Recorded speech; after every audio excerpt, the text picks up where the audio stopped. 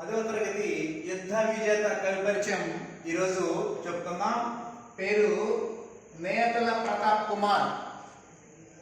కాలం చాలా మంది సంవత్సరాలు, పుట్టిన సంవత్సరం, తర్వాత సంవత్సరం, చనిపోయిన సంవత్సరం వేస్తున్నారు. అది గుర్తుపెట్టుకోవడం కష్టం.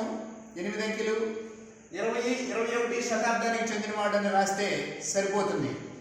10వ తరగతి విద్యార్థులు. తల్లిదండ్రులు వచ్చేసి శాంతకుమారి, సత్యం. అంటే నేతల ప్రతాప్ కుమార్ తల్లి శాంతకుమారి, తండ్రి సత్యం. అంటే శాంతము సత్యము ఆయన తల్లిదండ్రులుగా ఉన్నారనుకొని గుర్తుపెట్టుకోండి. జన్మస్థలం వచ్చేసి తూర్పు గోదావరి జిల్లా నిడదవోలు మండలం విజేశ్వరం గ్రామం. రచనలు వచ్చేసి అన్నం గిన్నె తీసుకొని పాలకంకి, అంటే వడ్లు పాలకంకి నుంచి వస్తాయి.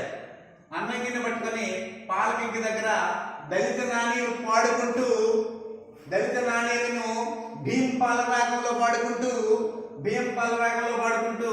దళిత నాణ్యాల్ని ఆయన పుట్టినరోజున ఒక్కటే అనుకొని ఆ విధంగా ఉన్న సందర్భంలో బౌద్ధ భాషకాలు నేర్చుకున్నాడు అక్కడ.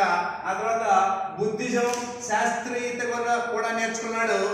ఆ తర్వాత నేర్చుకున్న తర్వాత ఇక్కడ ఉండాల్సిన అవసరం లేదని నా భూమికి నేనే వెళ్ళాలనుకున్నాడు. నా భూమికి నేనే వెళ్ళాలనుకొని సమతాగానం వాడుకుంటున్నాడు. ఈసారి మళ్ళీ గానం మార్చినాడు. సమతాగానం వాడుకుంటూ పిల్లల కోసం అంబేద్కర్ కథ రాసినాడు. తర్వాత నాగపూర్ యాత్ర చేయడం జరిగింది. ఇవన్నీ ఆయన రచనలు. ఆయన పురస్కారం వచ్చేసి విమల శాంతి జాతీయ పురస్కారం. మూలం సమత వసంత గానం కవితా సంపుటిలోనిది ఈ యొక్క యుద్ధ విజేత పాఠ్యభాగం అనేది. ధన్యవాదాలు.